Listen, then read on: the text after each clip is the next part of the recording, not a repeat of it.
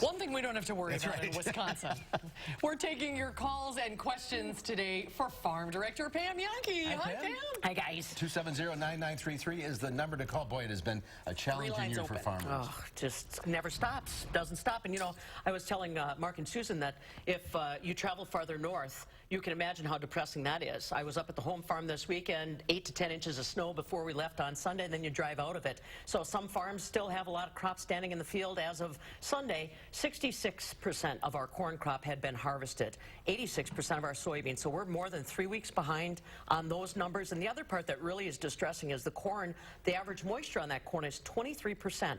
If a farmer intends to store that corn and sell it in the spring or when prices hopefully improve, that has to be dried down to about 14%. So you're looking at 9 percentage points of moisture that they've got to pay in propane, in natural gas to try to get it dried down to store it safely. So yeah, you got the crop, but do you want that crop? Late planting and wet. Yep, yeah. And there's ruts out there that small children could get lost in as far as, because we had to try to get it out, and that's going to come home to haunt us this next spring too, I'm afraid. So, but we try to find good news. Yes. We try to find something good. Let's go to the phones. We'll start with Betty in Madison. Hi, Betty.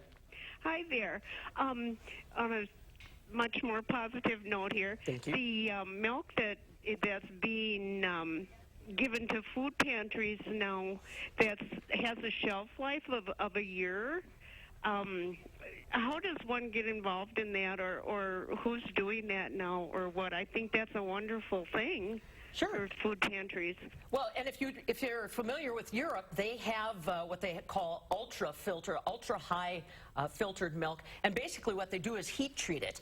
You notice if you go to Europe, there'll be a little bit of a sweet, almost a caramel taste to their milk, and they can store their milk on grocery store shelves. It does not require refrigeration. We don't go quite that far here in the United States, although Fairlife is one of those products that does do the higher temp treatment, and that's got a little longer shelf life. So really, it's possible. They do it in Europe all the time, and I'm glad that we're using some of that technology to make milk available to those folks that are leaning on the food pantry.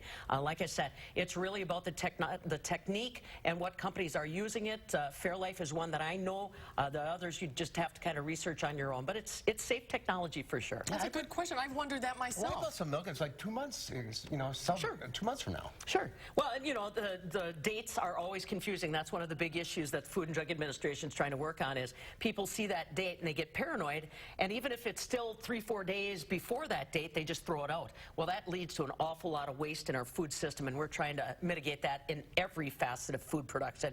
And so the dates are confusing, but yes, that technology is definitely safe and easy to enjoy. Very interesting. All right, let's go to Laurie in Madison. Hi, Laurie. What's your question? Yeah, hi. Pam, I watch you on the afternoon news show with Mark, and I'm trying to understand, you know, all the numbers and all the different, you know, with beef and butter and milk prices. How does the numbers reflect for, you know, consumers? How can consumers look at that and say, well, what does that mean? Yeah, and I work really hard. Your point's well taken, Laurie. I work hard to try to make sure I decipher it down. A hard part is that I'm limited on time. Usually milk is where I'll concentrate most of my attention. If I put up milk prices, and the simple way to do it is divide by 11.63 the price that you see on that milk, because that'll get you down to about what the farmer's being paid at the farm gate for a gallon of milk. Now, the corn and the soybeans, that gets a whole lot more tricky, because obviously the corn that I'm talking about goes to cattle, not to people, and the soybeans obviously go to cattle, not to people. So the correlation there is usually best spent on the milk and trying to help consumers understand how much the farmers are being paid for a gallon of milk, which, by the way, is about $1.76, latest milk price. And then I'll also focus in on cheese and butter. Obviously, those prices are a lot easier to understand. Barrels and blocks.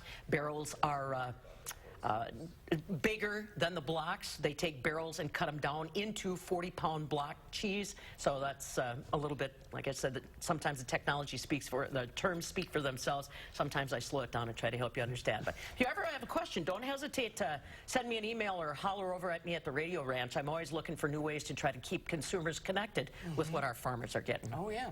All right, let's go to Bob in Linden. Hi, Bob. Hello. Hi, which question?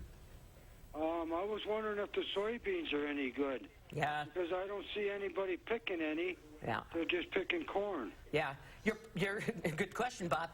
It all depends on how high the soybeans are from the ground. I was mentioning, you know, you go farther north, there's more snow on the ground. If it's a short variety of soybeans, we can't really get the equipment in there to harvest it. That head's got to kind of, the combine head, the equipment we use, has to kind of run close to the lower part of the ground. And if there's snow in there, we start sucking up snow and dirt, and we have problems with our mechanics. Sometimes they decide that they're going to leave it there for crop insurance instead of trying to harvest the crop. Also, those beans, if you look at them now, they're starting to get a little black looking, and that means that there's just been too much nonstop moisture. They have not dried out. It's just been a bugger to try to harvest them. The stem stayed green, couldn't strip them out clean.